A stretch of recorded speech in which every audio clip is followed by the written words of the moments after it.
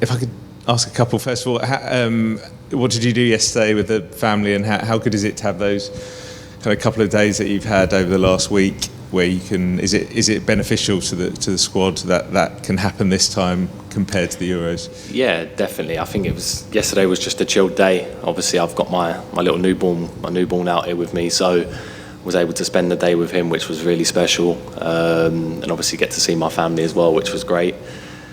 And yeah, it's nice. I think we've got that real balance right, of not seeing our families the whole time. So when we do see them, it is really special. Obviously, we've still got to be careful with COVID and things like that. Obviously, we don't want any mistakes happening, anyone putting up with COVID. But it's really nice to break it up yesterday and see the family. I think it was a real nice time to do it, especially after the Wales win.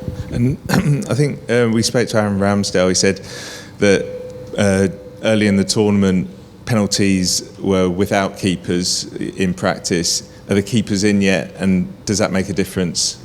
Yeah, definitely. I think for the first couple of weeks we've been using the skills net, where it's like they're free, the sections of the goal are not covered in the top halves of the goal and the bottom halves, and I think now the keepers will start to come into play. Obviously them nets, or just to pick your penalty, pick your spot, and get your breathing techniques right. Obviously we have a psychologist with us who tells us the best way to calm down before your penalties. So yeah, look, we're really practicing, and now the keepers will come in. So obviously it's another step up, another psychological test. Is it the timing as well per penalty, like how much time? Yeah, definitely. I feel like everyone's got a different technique, different run up. But it's more about how you compose yourself in the moment, and have a clear breath, clear mind, and so hopefully you can put the penalty away. Declan, Dave Kidd from The Sun. West Ham fans always said it was West Ham who won the World Cup in 1966. I assume you're pretty aware of that. Yeah. The statue of the three of them and all that kind of stuff. Have you met Geoff Hurst and talked about that? And are you aware of that whole West Ham thing with 66? Yeah, I met Sir Geoff for the first time actually last year at the Euros. He interviewed me. At the Euros he interviewed me for the first time, and he's a great guy. Obviously scored the hat-trick in the final, and like you said, the West Ham fans have never let that down. They've won the World Cup, so that hopefully I can be one of the next ones for West Ham fans to say that about. Can I just ask you about Chesney Hawkes? I saw you cuddling him the other day. Did you even know who he was? You seemed too young to remember all that. But no, do you know what? I knew the song, but I actually didn't know who he was. That's me speaking honestly right now. But then after, he had a really familiar face. So when I see him, it's actually funny. I walked into the change room, one of the kitmen went, Chesney Hawkes is outside with your shirt on. I was like, I don't know who he is. He was like, what? And then I see him, he had the Rice shirt on. And then after the game, I went and spoke to him, gave him a hug. And I heard he performed at half time, and that was really good. So yeah, me and Chesney are pals now. Is he going to be a lucky mascot now for the rest of the... Yeah, I hope so. We've got to get into the games. We obviously won comfortably the other night with him there, so we'll get him singing the one and only at every half time, and hopefully we get it back to number one as well. Dec, hi. Dec over here. Henry Winter from The Times. Hi. Dec, we've seen in World Cups over the years that the importance of an anchorman, whether it's a Kanté, whether it's a Busquets, we've seen it since time immemorial. Do you think that role is absolutely key, and the way you play it, particularly with England, if Harry Maguire steps into midfield, you drop back there as well? It's a very important role for England, isn't it? Yeah, it's a massive role, and Gareth's put real emphasis on that for me. I think you see me at club, I play as like a box-to-box midfielder now in a way, where I can free roam, I can go anywhere I want, and I can drop back, I can go in the box, but I'm also obviously in the same defensive positions.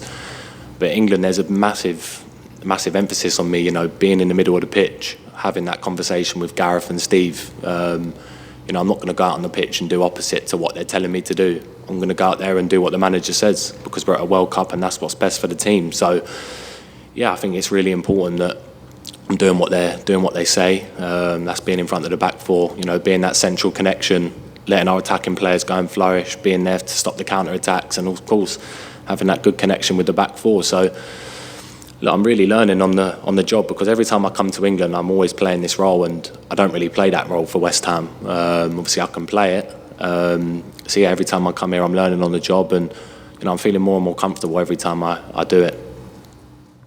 Hi Declan, Jacob Steinberg from The Guardian. If you go back over your time with England, maybe two of the biggest disappointments, defeats would be Holland in the Nations League in 2019. You played against someone like De Jong, who's the kind of midfielder who can take a game away from you. And then the final last year, Jorginho and Verratti, the control they had. What do you take from those two experiences? Do you feel more confident that you're able to handle that more as a team? Has playing in Europe as well with West Ham maybe prepared you more for that? Yeah, I think, look, of course, when you play against the better nations, of course, they're always going to have top midfield players. They're going to have players who can control games, and it's about us how we can counteract that. Of course, we played Italy in the final, and they had an extra man in midfield that day because we set up with a back five, so it was always kind of hard to get the pressure on the ball. It was always hard to get up to the ball because then they'd just pop it off and they'd get you out of your slot. So it's about, again, learning and, kind of being that coach on the pitch yourself, realising how you can do better. And of course, my time against De Jong, I was really young then. I think I was only 19, but I said at the time he was a really special player, and he's gone on to flourish throughout his career. And if I want to be the one of the best personally, I need to test myself against these best midfield players. And us as a central midfield group in England, if we want to be one of the best as well, we need to put ourselves up and win midfield battles.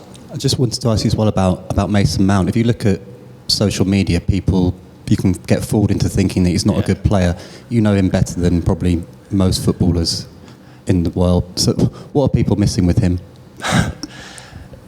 Look, I don't need to talk too much about Mace. I think he probably just doesn't fit me speaking honestly, he doesn't fit the agenda of what people want an attacking midfielder to look like this day and age. He's one of the best players I've played with. I'm not just saying that because he's my best mate, but if you see the way he helps the team, I think that's why Gareth's so keen on him and picks him all the time. Not only with the ball, his quality, which he shows in abundance for England and Chelsea.